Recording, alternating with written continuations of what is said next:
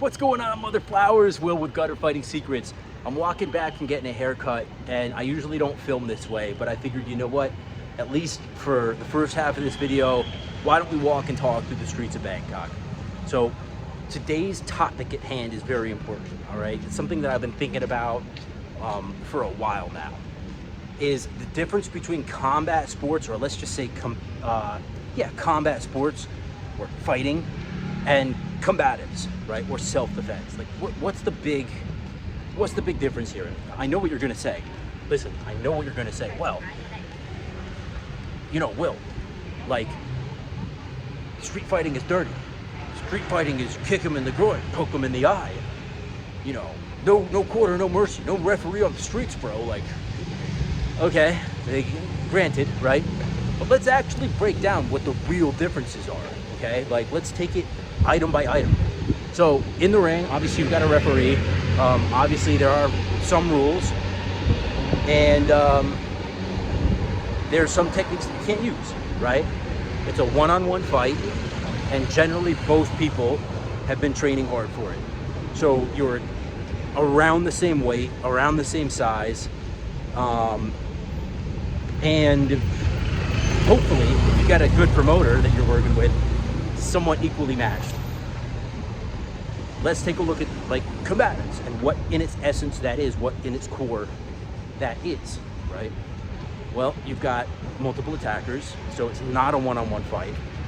You've got, potentially, right, very often, you've got techniques that you can't use in the ring: throat chops, eye gouges, groin kicks, knees to the groin, certain throws, whatever, right?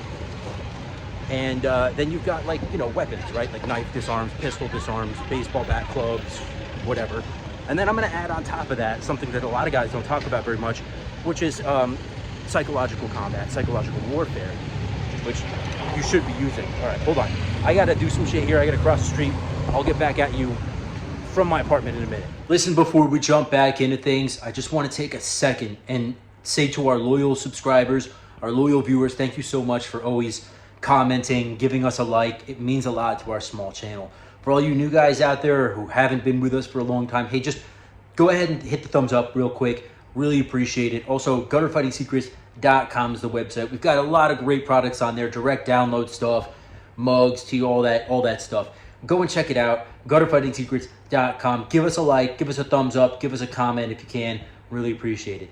Back to the video. So, like, those are the two main, like, breakdowns of each, right? Like, you've got a one-on-one fight that's hopefully fairly evenly matched. You've got some rules. The referee will, you know, stop the other guy just short of killing you. And on the other hand, you've got something where it's highly chaotic. The guy might be way bigger than you. He might be with his buddies, you know, he might pull a weapon, he might not, you don't know. Like, there's a lot of unknowns and variables to that. Plus, anything goes. So, like, while you can chop him in the throat and you can gouge his eye and you can, like, step on his instep of his foot, whatever, just remember, he can do all of that to you as well, right? And this is what a lot of guys forget, is that just because you're able to fight dirty doesn't mean that he's not able to fight dirty against you. And if he's been training a lot longer, and if he knows, like, jiu-jitsu, or he's a fighter of any kind, a boxer, a wrestler, a Muay Thai fighter, whatever flavor of combat sports that you like, or Lord help you, an MMA guy, like, he is capable of doing all of that stuff as well. And don't think for a second because he, like, trains MMA that he doesn't also, like, train, you know, some kind of military system or street self-defense, or hasn't done it, right? Like, a lot of guys that I know that are MMA guys or jiu-jitsu guys even also train, like, Wing Chun or, like, something like that. Like, guys like what we like. We're fascinated on how to, you know, guys who want to best kill people generally train on how to best kill people. And another thing that a lot of people forget is that William Fairburn himself, which is obviously, my system is modern gutter fighting. So everything, a lot of what we teach and do harkens back to who? William Fairburn, right? You know, and Sykes and Applegate. Fairburn himself said that his system was designed to get operatives out of a jam. Like, if you got yourself in a bad situation, whether it was your fault or not, overseas, whatever, and you had no weapons with you, because generally carrying a weapon when you're a spy is discouraged, because that's, like, a very quick way to, get your cover blown. He wanted to have, have them have the option to have some skills with their hands to like quickly get away. Generally, and again, this is his words, not mine. Generally, that was to take the opponent or opponents by surprise, execute a couple of quick, dirty strikes like throat chops or eye gouges or both, and then get away, like run away. You're not going to stand and fight there. Very different than like your modern street brawl or street fight where like you might be stuck fighting a guy or multiple guys for a little while, right? Like you might get your back up against the wall or like even not. Like you might, there's a lot of variables, right? But you might be stuck there for a little while until you take them out and are able to egress and leave, right? So this is why, and we'll get to the rest of what Fairburn said in a second, but this is why it's really important to have at least an understanding of like what you are working with in a real situation, a real confrontation, a real fight. It's very different than training. But I know, all right? I've trained reality-based combatives for years. I also have fought Muay Thai professionally here in Thailand, okay? If you guys can't tell, I just had a fight. So, and you know what? I'll be honest with you. Like, I fought all 3 rounds, but I lost in a decision. Losing is part of winning, and losing is part of fighting. Like, it happens. And a lot of guys don't want to think that in their head. They're always the hero of their own movie in their head, right? But look, I'm here to tell you there's a lot of guys out there who are better than me and you. And there's a lot of days where like you're just having an off day or like you're just not in the mental space or as aggressive as he is at the moment, right? There's just a lot of variables to fighting. So what Fairburn said is that his system was designed to get you out of a jam, hopefully by to take the opponent by surprise and flee. It wasn't meant to teach you how to fight, and it wasn't meant to fight a fighter. And he himself said that if you run into somebody who's a trained fighter, Lord help you, all right? And that wasn't his exact words, but yeah, Lord help you, okay? And in his day, it would have been like a boxer, a wrestler, a judo guy maybe even, right? But anybody who's been training for years professionally or even non-professionally to fight and who actually like knows how to fight, throw hands rather, and box, create angles, move, create space and distance, and close that distance. Like all of that stuff, it's a science, dude. It's a freaking science. Not to mention the fact that when you actually get in the shit, like the mental fog and like just the adrenaline and like everything, the stress of it, like half your techniques, more than half, are gonna go out the window anyway. Even if you've been like practicing them over and over and over. Hold on, bad habit. So like there is a lot of merit to training combat sports. And like I trained with Bill Wolf for a couple of weeks, did a couple of his boot camps, I forget what they were called, but yeah, it's like a week where I did a week in Hungary and a week in Canada with him. And like he fought Muay Thai out here and he fought on the streets a lot, and like he's got a lot of more experience than me. He trashes combat sports a lot, right? But in reality, the big difference between that mentality of like trashing combatives and like the mentality of somebody who's a fighter is like, listen, I'd rather know that I am able to fight like another trained opponent and I know dirty shit to like get me out of a jam than just, oh, I train how to chop people in the throat, but when it comes to somebody like grappling with me or like a wrestler or something like that, or even just like a trained Muay Thai guy who's gonna like, you know, angle and kick and look, if all you have is your eye gouge self-defense and like a couple of basic like upa bridge and roll type thing, you're gonna get steamrolled. Look, all right, I get it. A lot of you guys give me this, like I hear this thing a lot when I encourage guys to get into some type of combat sports is, well, you know, I'm too old. I'm 50 years old. I'm 60 years old.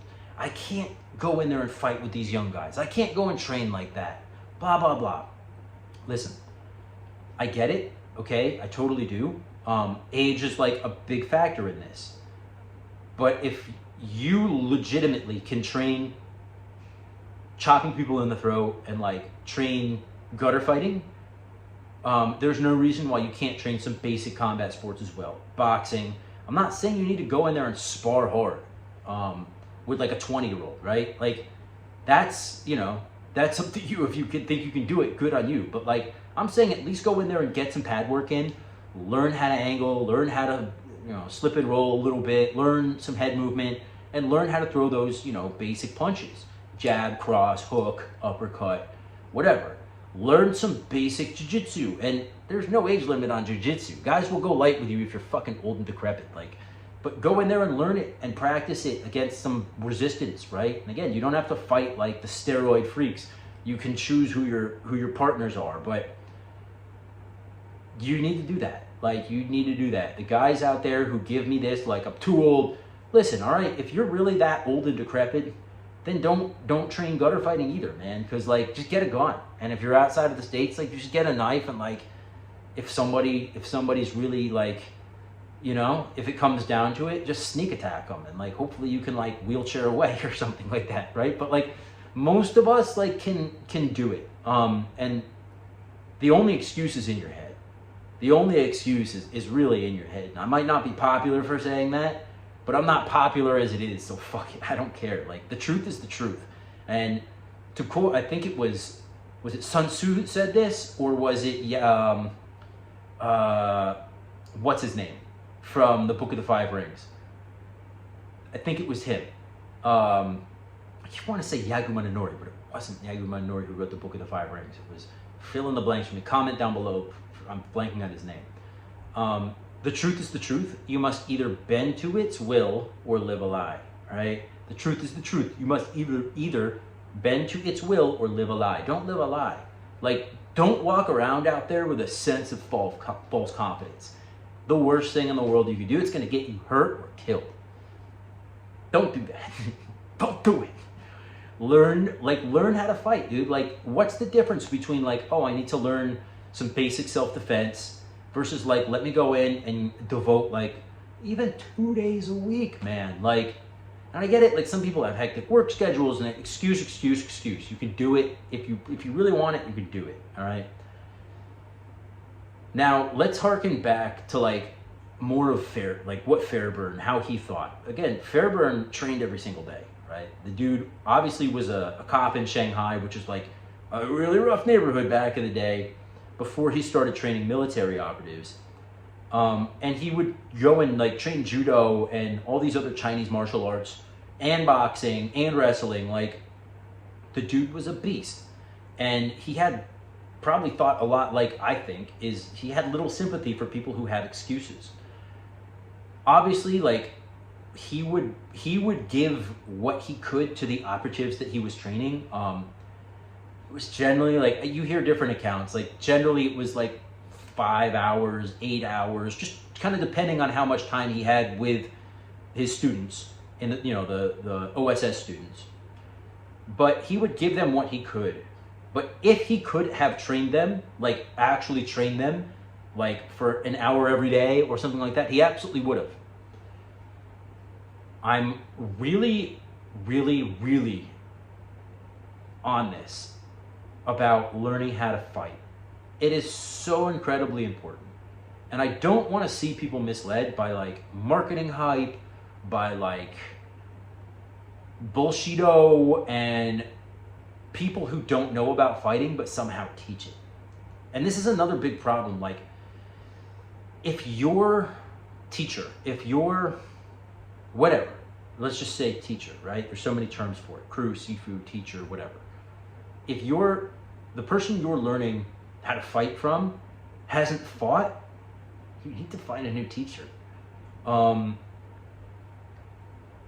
There is a big difference between somebody who has been training and somebody who fights or has fought. And like, as much as that's painful truth to learn, there is truth in that 100%. And I'm telling you for a fact, like, every time you have a professional fight or even an amateur fight, whatever, you level up, your fight IQ levels up so much, it's ridiculous. And no amount of like sparring can prepare you for like what the actual realities of combat is like. And I'm sure it's very similar to like military stuff where it's like you can maneuver all you want, you can practice your wedges and your, you know, bounding overwatch and your all of this shit, like in your, you know, your bounding techniques all you want, but there's probably nothing like going through all that shit while you're getting shot at and people are actively trying to kill you. And it's very similar in fighting. You know, you can spar all you want and like even do some hard sparring, and it's very similar, but like when you're, you know, either on the street and somebody's trying to actively like hurt you as hard as they can, or when you're in the ring and somebody's trying to like injure you and hurt you as quickly as they can because they want it to be over too and like they really want to win as bad as you do, well, you know what, it's a lot different and it's a lot more stressful. I really want everyone out there, and I know a lot of you guys, the majority of you guys who watch this are actually like seasoned martial artists, and a lot of you guys are fighters, a lot of you guys have been had some high-level military experience or law enforcement experience. Like our audience is a very seasoned crew. But for the guys out there that, like, you know who you are, that this might ring a bell, look, yeah, okay, I want to sell DVDs. Not DVDs. Don't buy my DVDs. I have to ship them out personally. Buy my online programs. But listen, I want to sell these things, but I'm not going to sit here and lie to you either. Yes, if you have been fighting for a while and like you kind of know how to box and stuff, then yeah, like my programs are definitely for you. You'll learn some cool stuff about like different angles of chopping and different ways to like make your jiu-jitsu more dirty or street grappling and stuff. But don't buy these products and then think because you've watched them you have some kind of edge, because you don't. Unless the guy's like a teenager who's never had any training himself or like some kind of weakling or something. But you know, even size makes a huge difference. Like even size makes a huge difference. And I'm saying that twice for a reason. Because like, all right, I'll give you an example, right? Like I was sparring the other day when I was in my fight camp. I just did sparring constantly. There were these two Americans that came in, one from Texas, one from, I don't know, Utah or something. Big corn-fed dudes, right? They had almost no striking experience. I guess one was a wrestler. I don't know if the other had done like a month of Muay Thai or something. But I was sitting there fighting them, and it's like the amount of force behind his punches, and we weren't even going like 100%. The amount of force behind both of their punches was immense, dude. And it made an incredible difference. And it makes you more punch shy. It makes you really not want to get hit as bad. You know, and if you're not moving and angling, and even if you are doing everything right, like when they connect one time with a nice shot to the jaw, dude, I had like a sore throat for like 3 days because my jaw got hit just right. I still have it from the last fight that I was in. It's something weird. You guys ever experienced this where like you get hit right, I guess in the neck or in the jaw, and like you got a sore throat? It's weird. Anyway, like size makes a huge difference. And if you guys have ever had any wrestling or grappling experience, listen, even if the guy's like pretty green and doesn't know how to grapple, he can still pick you up and fucking toss you. He can still bump you off of him. And unless you've been training for years and years and years and you really know how to balance and like distribute your weight, and even then it's hard. So I want you guys to just be aware of how serious this is. And it's like, I know a lot of people go and train Krav and other RBC systems out there, reality-based combatives, and they think that like they got something. You don't. I'm sorry, you don't. I'm sorry. Like it's a hard truth to realize, and I realized it when I got into MMA, Jiu-Jitsu, Muay Thai, all of it, wrestling. It was years ago now, but I remember walking in and I thought that I just could fight really well, and I was in the fucking white belt class, and like there were days where I would just get fucking manhandled by like a 2-stripe white belt. I'm like, fuck, like I gotta learn this. Obviously I can't fight as well as I thought. And that's after years of like dedicatedly training RBC, like 2 hours a day, 5 days a week at one point. You don't want to find out this hard lesson in the wrong way. Like, you don't want to find out this hard lesson like trying to defend your wife or children. You don't want to find out this hard lesson like in dire straits, fighting some thug on the street, right? And I say this all the time. is that thugs on the street know how to fight because they grew up fighting in rough neighborhoods or in the jailhouse. Like, they got experience. And even if they don't have formal training, dude, they got training. And I always say it, I said it a few minutes ago, you learn more from actually fighting than you do from training. So like, whilst I do want to sell products, and this is why I don't sell more, and this is why my channel doesn't do well, because it's like, I'm not going to sit here and give you techniques and then try to sell a product behind it and act like I'm doing you a service. I would be doing you a disservice. The service that I'm going to do for you is tell you, get up off your freaking ass, go to a gym and learn how to fight and practice it often. And again, if you're like, got any kind of health issues or whatever, just take it slow. Tell the coach, tell your partners, like, look, this is what's going on. Either I'm fucking old, or like I got this going on, or whatever. Please, can you take it slow and easy on me? And they will. Like, martial artists are good people. Like, we're not generally out there to hurt you. And if you tell your coach, he won't pair you and partner you with like people who are known to hurt other people. So like, I want to do right by everybody out there, because when I come on here on camera and I talk about like how to protect yourself and how to defend yourself and like all of this, like, number one, I'm coming from a place of experience. I've fought on the streets, I've done a shitload of sparring, I've fought in the ring, I've done grappling competitions. Like, I'm not an expert, but I'm getting there, and I want to give you the reality of the situation, which is not pretty and simple and clean. And I want to tell you that, like, cool, buy my products if you're into it. Like, if you want to learn some modern gutter fighting, we're putting new products out there all the time, and it gets better and better and better. But at the same time, I can't teach you how to fight from a freaking direct download program, gutterfightingsecrets.com. I can't teach you how to fight like that. You can only do it by doing it.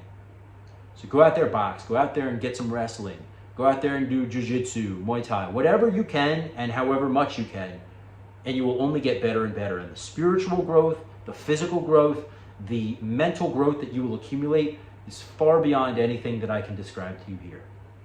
That's my message for today. I know it's been a while. Again, I've been in a fight camp for the past couple of months, and then, you know, my fight last Tuesday, and I've just been resting ever since. But now that all of that's over, at least for now, until I do another one, I'm going to be around and make more videos. So we'll chat, we'll talk, and I will be putting out a full breakdown of like my fight camp and everything in here in Thailand and the fight in Thailand if you guys are interested. Until then, and until next time, guys, please remember, you are your first and last line of defense. gutterfightingsecrets.com is the website. Please subscribe, like, throw a comment down below. It helps us in the algorithm. Our small channel can use all the support that it can get. Thank you, guys. See you later.